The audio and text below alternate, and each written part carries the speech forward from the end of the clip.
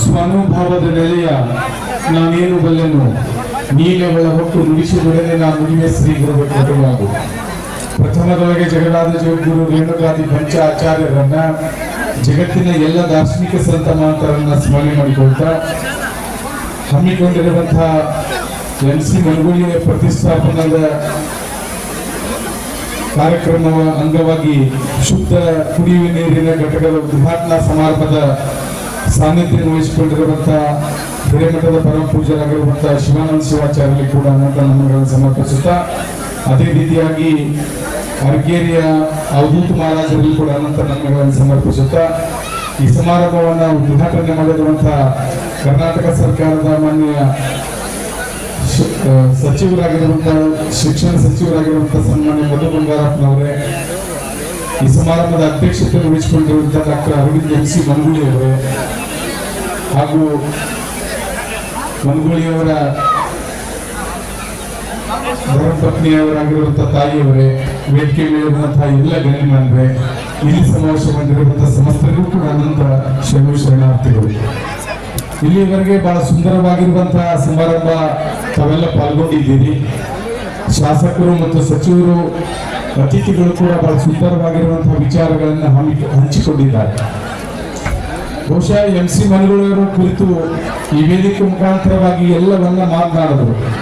ಆದ್ರೆ ಈ ಸಂದರ್ಭ ನೋಡಿದಾಗ ನನಗೊಂದು ಸಂದರ್ಭ ನೆನಪು ಬರ್ತಾ ಇದೆ. ಏನು ಅಂದ್ರೆ,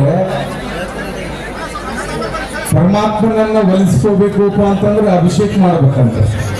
ಅಭಿಷೇಕ, ಹಾಲಿನ ಅಭಿಷೇಕ, ಕ್ಷೀರಾಭಿಷೇಕ, ಎಲ್ಲ ಅಭಿಷೇಕಗಳನ್ನ ಮಾಡಿದ್ರೆ ಪರಮಾತ್ಮ ಒಲಿತಾನೆ.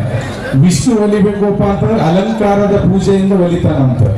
ಇನ್ನು ಯಾವ್ಯಾವ ದೇವರುಗಳು ಬೇರೆ ಬೇರೆ ರೂಪದೊಳಗ ಬೇರೆ ಬೇರೆ ಪೂಜೆದಿಂದ ಬರೆದ್ರೆ, ಇವತ್ತ ಅಶೋಕ್ ಮನಗುಳಿಯವರ ತಂದೆಯಾಗಿರುವಂತಹ MC ಮನಗುಳಿಯವರ ಒಲಮೆ ಎದಕ್ಕಾಗತ್ತದ ಅಂತಂದ್ರೆ ಶಿಕ್ಷಣಕ್ಕೆ ಅನುಕೂಲ ಮಾಡಿಕೊಟ್ರೆ ಮಾತ್ರ ಒಲಿತಾರೆ ಅನ್ನೋದಕ್ಕೆ ಬಹುಶಃ ಈ ಕಾರ್ಯಕ್ರಮ ಸಾಕ್ಷಿ ಅಂತ ಹೇಳ್ತದೆ. ಯಾಕಂದ್ರೆ ಅವರಲ್ಲಿರುವಂತಹ ಶಿಕ್ಷಣ ಪ್ರೇಮ, ಜನರ ಹಿತ, ಇವೆಲ್ಲವೂ ಕೂಡ ಹೇಳಿದ್ರೆ ನೀರಾವರಿ ಹೋರಾಟ ಆಗಿರ್ಬೋದು, ಏನೆಲ್ಲ ಕಾರ್ಯಗಳನ್ನ ಮಾಡಿರುವಂತಹ ಮನಸ್ಥಿತಿ ಅವರಲ್ಲಿತ್ತು. ಇವತ್ತು ಅವರ ಮಾರ್ಗದರ್ಶನದೊಳಗ ಇವರೆಲ್ಲ ಹೊರಟಿರೋದು ನೋಡಿದ್ರೆ ಬಹಳ ಖುಷಿ ಅನ್ನಿಸ್ತದೆ. ಇವತ್ತು ಬಂಗಾರಪ್ಪನವರ ಪುತ್ರರಾಗಿರುವಂತಹ ಮಧು ಬಂಗಾರಪ್ಪನವರು ಕೂಡ ಅವರ ತಂದೆಯವರನ್ನು ಸ್ಮರಣೆ ಮಾಡಿದ್ರು. ಅದಕ್ಕೆ ಇವೆಲ್ಲವನ್ನ ನೋಡಿದಾಗ ಒಂದ್ ಮಾತ್ರ ನಾನು ನೆನಪಿಗೆ ಬರ್ತದೆ. ಏನು ಅಂತಂದ್ರೆ, ಈಗ ನಿರೂಪಕರು ಒಂದು ಮಾತನ್ನು ಹೇಳಿದ್ರು ಆಗ್ಲೇ. ಏನು ಅಂತಂದ್ರೆ, ಇವತ್ತ ಮಧು ಬಂಗಾರಪ್ಪನವರು ಮುಖ್ಯಮಂತ್ರಿಗಳಾದಾಗ MC ಮನಗುಳಿಯವರು ಸಚಿವರಾಗಿದ್ರು ಅಂತೇಳಿ.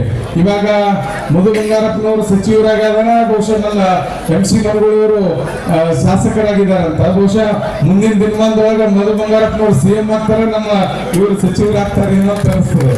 ಅದಕ್ಕೆ ಬಹುಶಃ ನಾವೆಲ್ಲ ಅರ್ಥೈಸ್ಕೋಬೇಕಾಗ್ತದೆ. ಏನು ಅಂದ್ರೆ, ತಂದೆ ಸಾಧನೆ ಒಳಗೆ ಮಕ್ಕಳು ಬೆಳೆಯೋದು ಅಂದ್ರೆ ಬಹಳ ಅಪರೂಪ ಇರ್ತದೆ. ಒಂದು ಸಣ್ಣ ದೃಷ್ಟಾಂತವನ್ನು ಹೇಳಿ ನನ್ನ ಮಾತನ್ನ ಮುಗಿಸ್ತೀನಿ. ಒಬ್ಬ ತನ್ನ ಮಗನನ್ನ ಬಹಳ ಸುಂದರವಾಗಿ ಸಂಸ್ಕಾರದಿಂದ ಬೆಳೆಸಿರುವಂತ ತಂದೆ ಬಹಳ ಖುಷಿ ಆಯ್ತು. ಯಾವುದೋ ಒಂದು ಹುದ್ದೆಯೊಳಗ ಒಬ್ಬ ಆಫೀಸರ್ನಾಗಿ, ಒಬ್ಬ ದೊಡ್ಡ ಉನ್ನತ ದರ್ಜೆಯೊಳಗ ಒಬ್ಬ ವ್ಯಕ್ತಿಯಾಗಿ ಬದುಕುವಂತ ಸಂದರ್ಭದೊಳಗ ತಂದೆ ಒಂದು ಆಸೆ ಆಯ್ತು ಅಂತ. ಏನು ಅಂದ್ರೆ, ನನ್ನ ಮಗ ನನ್ನ ಆದರ್ಶವನ್ನ ಎಷ್ಟು ಪ್ರಮಾಣದೊಳಗೆ ಗೌರವಿಸ್ತಾನ ಅಂತ ತಿಳ್ಕೊಂಡು ಕೇಳಬೇಕು ಅನ್ನಿಸ್ತಂತ. ಆಫೀಸ್ನೊಳಗೆ ಕೂತಿರುವಂತ ಮಗನ ಹತ್ರ ಹೋಗಿ ಬೆನ್ನ ಮೇಲೆ ಕೈ ಇಟ್ಟು ಕೇಳ್ತಾನೆ, ನಿನ್ನ ಬದುಕಿಗೆ ಇಷ್ಟು ಸಾಧನೆ ಹಂತದೊಳಗೆ ನೀ ಬೆಳೆದಿ, ನಿನ್ನ ಬದುಕಿಗೆ ನನ್ನ ಪರಿಶ್ರಮ ಬಹಳ ಐತಿ.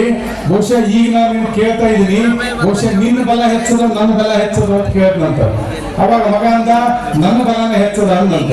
ಬಹುಶಃ ತಂದೆ ಅಂದ, ಬಹುಶಃ ದೊಡ್ಡ ಹುದ್ದೆ ಒಳಗೆ ಅದ ಮಗ, ಅದಕ್ಕೆ ಈ ಮಾತನ್ನು ಹೇಳ್ತಿರ್ಬೋದು ಅಂತ ಭಾವಿಸಿ ಮತ್ತೆ ವಿಚಾರ ಮಾಡಿ ಕೇಳ್ದಂತ. ಇನ್ನೊಂದ್ಸಾರಿ ವಿಚಾರ ಮಾಡಿ ಹೇಳು, ಇಲ್ಲ ನನ್ನ ಬಲ ಹೆಚ್ಚದ ಅಂತ.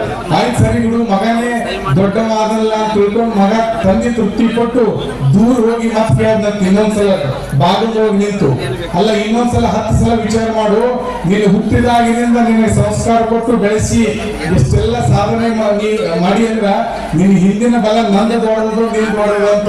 ಇನ್ನೊಂದ್ಸಲ ಕೇಳಿದಾಗ ಅವ ಮಗ ಹೇಳಿದಂತ, ನಿನ್ನ ಬಲ ದೊಡ್ಡದು ಅಂತ ಹೇಳಿ. ಆ ತಂದೆ ಕೇಳಿದ, ಅಲ್ಲಪ್ಪ ನೀನ್ ಪಕ್ಕದೋ ಕೂತ್ಕೊಂಡು ಕೇಳಿದಾಗ ನೀನ್ ಬಲವಂತ ನಾನ್ ಬಲವಂತ ಅಂದ್ರೆ ನಾನ್ ಅಂತ ಹೇಳಿ, ನಾನು ಇಲ್ಲಿ ನಿಂತು ಕೇಳಿದಾಗ ನೀನೇ ಬಲವಂತ ಅಂತ ಹೇಳ್ತೇನೆ ಯಾಕೆ ಅಂತ ಕೇಳಿದ ನಾನು.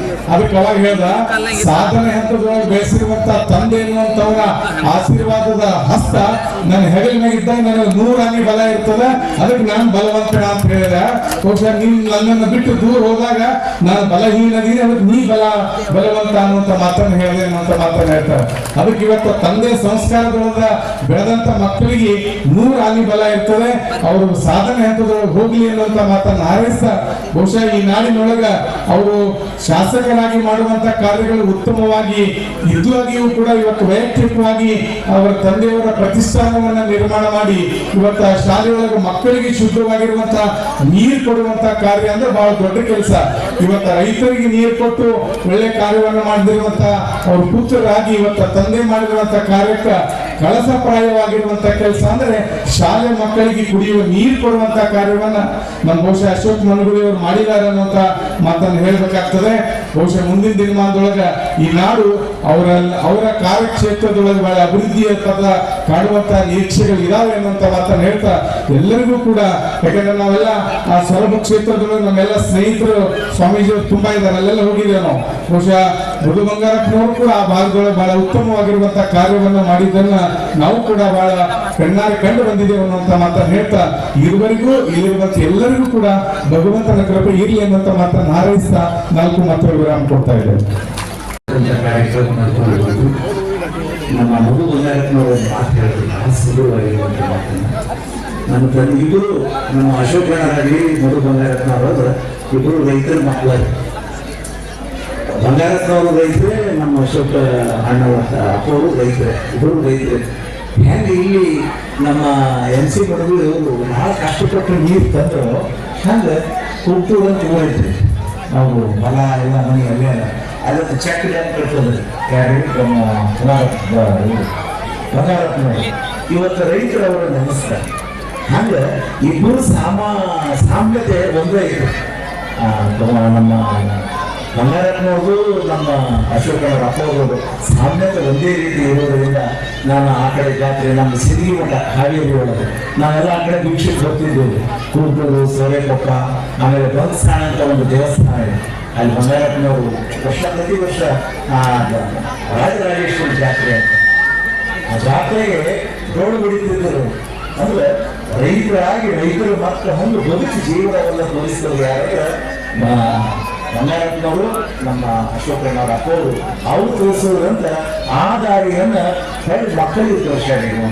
ಅದೇ ರೀತಿಯಾಗಿ ನಮ್ಮ ಮಧು ಬಂಗಾರಪ್ಪನವರು, ನಮ್ಮ ಅಶೋಕಣ್ಣ ಇಬ್ಬರು ಸಣ್ಣ ವಯಸ್ಸಿನ ಬಹಳ ದೊಡ್ಡ ಕೆಲಸಗಳನ್ನು ಮಾಡ್ತಾ ಇದ್ದಾರೆ. ಅದರ ಹಿಂದೆ ಶಕ್ತಿ ಅಂದ್ರೆ ತಾಯಿ, ಆ ಸಿದ್ಧನ ತಾಯಿ. ಬಂಗಾರಪ್ಪನವರು ತಾಯಿ ಹೋಗಿ ಹೇಳಿದ್ರಂತೆ, ಏನವ ನಿನ್ನ ಮಗ CM ಅದನ್ನ ಇನ್ನೂ ನೀವು ದುಡಿಯಾಕೆ ಹೋಗ್ತೀರ. ಅವಾಗ ಹೇಳಿದ್ರು, ನನ್ನ ಮಗ CM ಇರ್ಬೋದು, ಆದ್ರೆ ಆ ರೈತರ ಮಗಳ ಬಗ್ಗೆ ನಾವು ಹೊಲ್ದಾಗ ದುಡಿತೀನಿ ಅಂತ ಹೇಳೋದು. ಹಂಗೆ ನಮ್ಮ ಸಿದ್ಧನ ತಾಯಿಯವರು ಯಾರ ಸ್ವಾಮಿಗಳು ಕಾಣಿ ಕಾಯಿ ಕೊಟ್ಟು ಹೇಳ್ಕೊಂಡ್ರೆ ಅದು ರೊಕ್ಕ ಕೊಟ್ಟು ನಮಸ್ಕಾರ ಮಾಡೋದು. ಇವ್ರು ಮಾಡಿ ಮಗ ಅಶೋಕನ 10,000 ರೂಪಾಯಿ ಕೊಟ್ಟರು. ಅವನಿಗೆ ಎಪ್ಪ ನಾನು ನನಗೆ ಅನ್ನುವಂತ ಮಾತು. ಆ ತಾಯಿ ಸಂಬಂಧ ಈ ತಾಯಿ ಸಂಬಂಧ ಬಹಳ ಸುಂದರವಾಗಿದೆ. ಇದು ಬಹಳ ಸುಂದರವಾಗಿರ್ತಕ್ಕಂಥ ಒಂದು ಸಮಯ ಅಂತ ಹೇಳಿ ಮಧು ನೋಡ ಹೆಸರಲ್ಲೇ ಮಧು ಅದು ಅದ ಇಷ್ಟು ಸ್ನೇಹದಿಂದ ಯಾವ ಮಂತ್ರಿಗಳು ಹೋಗಿರಿ ಅರ್ಧ ತಾಸಾದ ಕಾರ್ಯಕ್ರಮ ವಿಷಯ ಹೋಗಿರ್ತಾರೆ. ಆದ್ರೆ ಕೂತಾರ ಅಂತಂದ್ರೆ ನಮ್ಮನಿಂದೆಲ್ಲ ಸೌಭಾಗ್ಯ. ಮಕ್ಕಳಿಗೆ ಕುಡಿಯುವ ನೀರಿನ ವ್ಯವಸ್ಥೆಯನ್ನು ಅಶೋಕನವರು ಮಾಡ್ಯಾರಲ್ಲ, ಬಹಳ ಒಳ್ಳೆಯ ಕೆಲಸ. ಪಶು ನಿಲ್ಲಿಸಬಹುದು, ಆದರೆ ನೀರಡಿಕೆ ನಿಲ್ಲಿಸಲಿಕ್ಕಾಗಲ್ಲ. ಅಂತಹ ಸಂದರ್ಭವನ್ನು ನಮ್ಮ ಮಧು ಬಂಗಾರಪ್ಪನವ್ರ ಕಡೆಯಿಂದ ಮಾಸ್ಟರ್ ನಿಮ್ಮ ಭಾಳ ಸಿಹಿಯಾಗಿ ತಿಳಿದು